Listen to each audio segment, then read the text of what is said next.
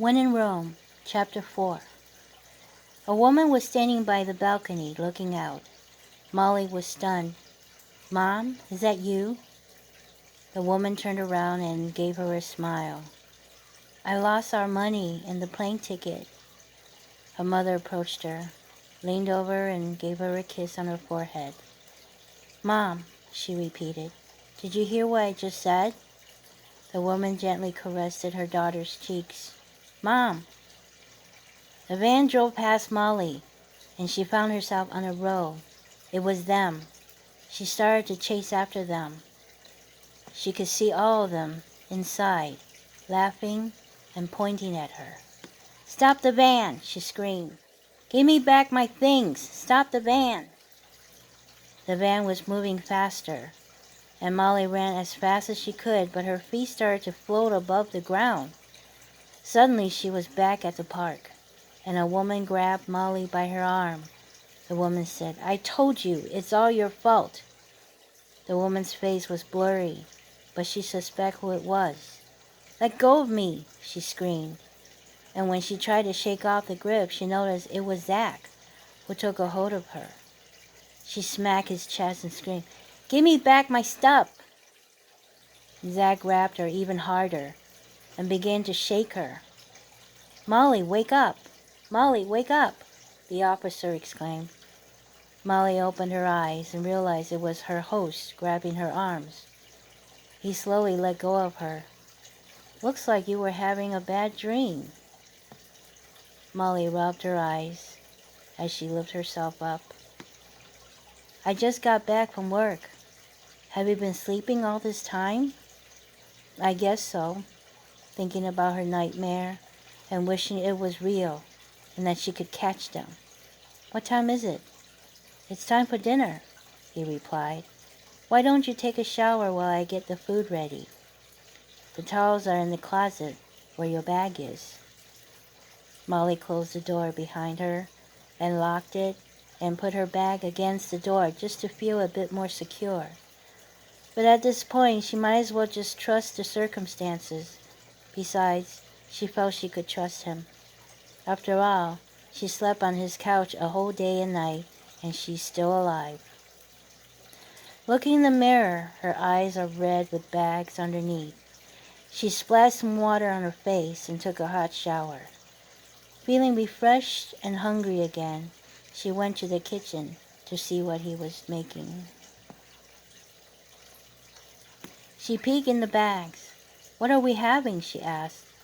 "You'll see," he replied and muttered, "Haven't used it for a while," as he washed a large stainless steel pot. There were a few kinds of vegetables: tomato, onion, garlic, parsley, and other items she did not recognize. A bottle of white wine, a bag of mussels, shrimps, scallops, and a box of spaghetti. "Wow!" Molly exclaimed. He grinned. "It will be very good, I promise." She smiled back. "Can I help?" "Sure," he said, and handed her a colander. "Just wash the tomatoes and," he pointed at the cutting board with a knife, "chop them into chunks." "What about the onions and the garlic?" she asked. "I'll do them." Molly was glad, remembering how chopping onions could make her eyes teary. While slicing the tomatoes, she glanced at him, who was meticulously deveining the shrimp, and placed them neatly on a plate. "Am I in trouble?" A few seconds passed before he answered.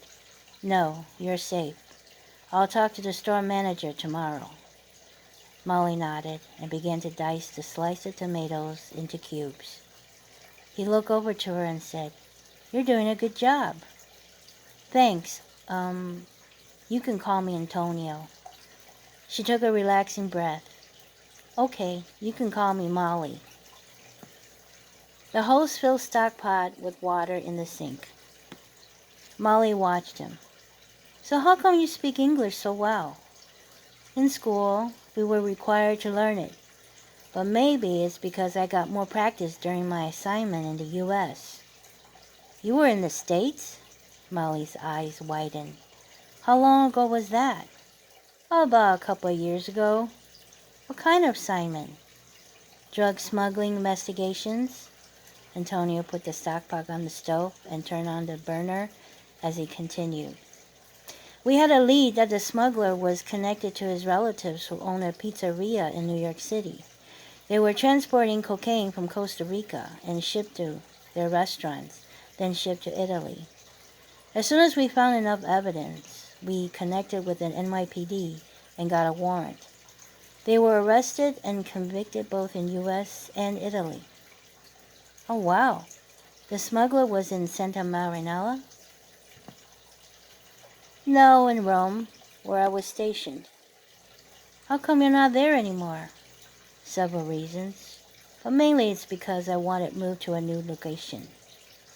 Oh, Molly went quiet for a moment.